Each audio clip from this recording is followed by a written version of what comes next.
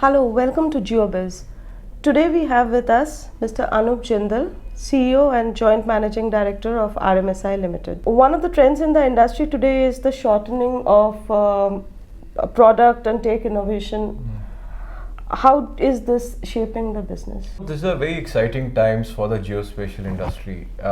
What we see is the emergence of some very large companies which have built their businesses around geospatial technology as well as data.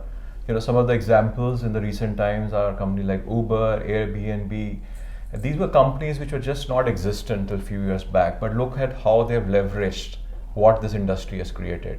So these are the companies which are giving a great impetus to innovation, and that is being leveraged when I see a lot of new startups, right? Because they have a lot of incentive to further come up with technologies to improve the quality of maps, to how quickly map new areas, how to develop a new technologies for pinpointing better location, both inside, outside. So there's a lot of innovation which is being fueled by these new applications, and we see this as a great thing for the industry, which is transforming the industry itself.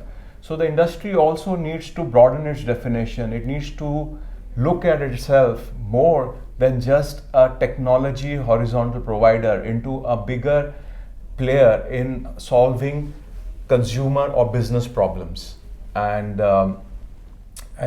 going forward, we see definitely this pace of innovation to even further increase. So, how is your organization tuning itself with this trend? What we've done in the past year is we are organizing ourselves into specialized focus areas, and in those focus areas we are setting up special teams which will focus exclusively on innovating and working with some of these kind of companies so that we can come up with more relevant technologies as well as come up with more appropriate or implementable solutions, right, which would have some elements of geospatial but also look at these enabling processes which can be which will be part of a business model that can be taken into the market. Moving on to the India scenario.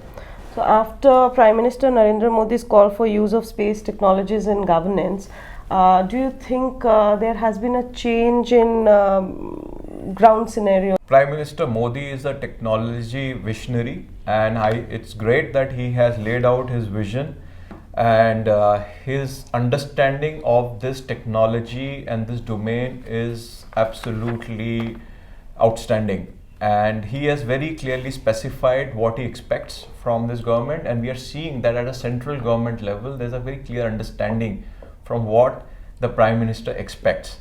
Now, India is a federal state which has many states, so a lot of the implementation actually happens at a state level.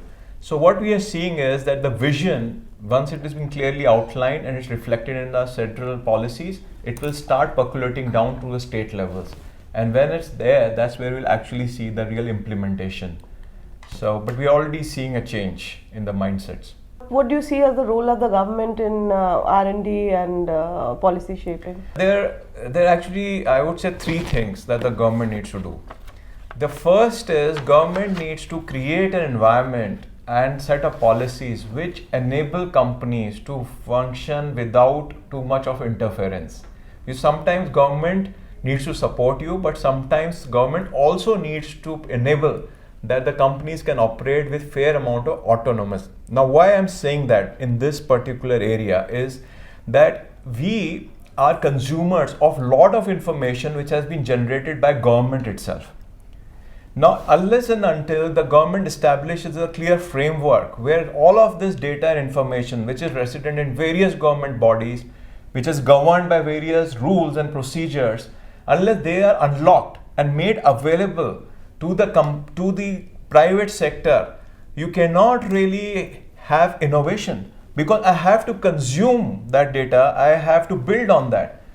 And that's one major area where the government needs to do something and do it fast. The second part is the whole idea, as we can clearly see the industry is growing, and also from our own example, is about the skills. So the government has come up with this whole skills program in India, and there if could be specific incentives for the companies to develop these skills or to work with educational institutions across India and further create skills in this particular domain. There are policies regarding like there's something like national map policy, right? So definitely there need to be some changes, and also there need to be better implementation. Policy is one aspect, but implementation of the policy on the ground is altogether another, right? There are also various policies which govern the usage of satellite imagery, right? I mean, it's a fact that imagery is easier to procure and process outside India, but it takes much longer to do the same in India, right? So these are some very specifics which I'm sure the industry by itself has been able to put together and represent to the government. And on the other hand, when it comes to encouragement to small and medium enterprises, those are the specific areas where government come up with incentives. The government has to realize that this industry is still largely driven by small and medium enterprises, and the policies have to be such like what they had for the IT companies many years back when they were also at that stage. IT a long time back had this sunrise sector recognition, which even the pharma sector got it for some time. That's Do you right. think Absolutely. something like that is going Exactly. I mean, and that just relates to what I said earlier, that at that point of time when there was a realization that the IT industry, right, was going to provide substantial export revenue and creation of jobs, the same is the situation with our industry today, right? Because our industry today cannot be just viewed in a myopic way that this is only about creating maps. We are enabling much larger industries which are built around maps, and the government has to realize this and create adequate incentives, because with this the industry can create far more jobs and create much more growth in various regions across the country. RMSI has also involved in the Ganga cleaning project. We've been involved with the Ganges River Basin sustainability related projects for a long time.